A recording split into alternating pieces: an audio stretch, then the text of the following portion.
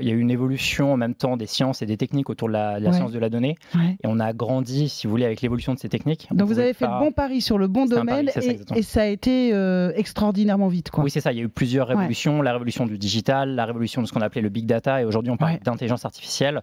Et finalement, on a suivi ces révolutions successives en proposant un dispositif qui correspond à celui de l'entreprise aujourd'hui. Alors, qu'est-ce que vous faites chez Artefact? Alors voilà, donc nous, on travaille... Simplement, hein, vous parlez à votre grand-mère, hein, sinon on ne va rien comprendre. Entendu. Alors, je vais essayer de vulgariser. Surtout, interrompez-moi si ce n'est pas suffisamment clair. Ah, comptez sur moi.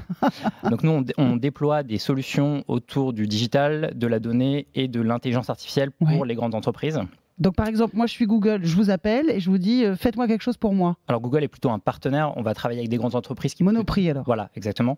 L'objectif, si vous voulez, pour l'entreprise est double, c'est à la fois de simplifier son organisation, ses processus avec l'intelligence artificielle et également de proposer un service qui est de meilleure qualité pour ses clients et ses consommateurs. Ça veut dire que ça va me concerner moi, voilà, pour le coup.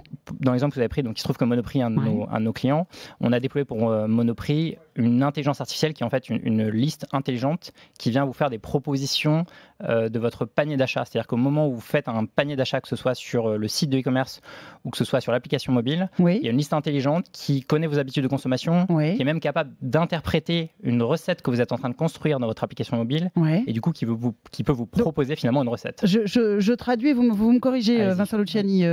J'ai mon application et je suis en train de faire ma liste de courses par internet et mon application dit « Ah, c'est Maïtena, ah oui, elle fait souvent des œufs en gelée, alors on va lui proposer ci, on va lui proposer ça, puis là il y a les produits de saison que c'est comme ça, alors elle pourrait prendre ci et je vais lui proposer de faire ça. » Voilà, donc le but c'est pas évidemment de remplacer si vous voulez le bon vouloir du consommateur, mais c'est plutôt de l'assister. On se rend compte que certaines dépenses sont pas récurrentes, donc par exemple pour les mères de famille, les couches c'est quelque chose qu'on fait une fois sur deux, donc il y a des oublis. L'objectif c'est de simplifier ce processus, d'aider et de raccourcir le temps pour faire la liste. Il faut, Vincent Luciani, accepter de vivre sous surveillance permanente alors, si j'ai bien compris. Alors je dirais pas que c'est sous surveillance permanente, mais c'est un peu ma vie sur le cloud. C'est très vrai ce que vous dites.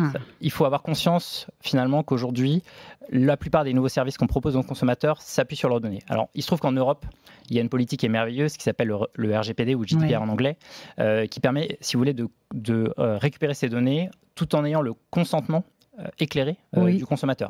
Ça, pour nous, c'est très important. C'est-à-dire qu'on ne travaille pas avec nos clients si on n'applique pas ce principe, qui est un principe fondamental finalement de respect de la loi, et puis de respect surtout du consommateur, parce que la loi n'a fait que suivre, si vous voulez, le besoin du consommateur.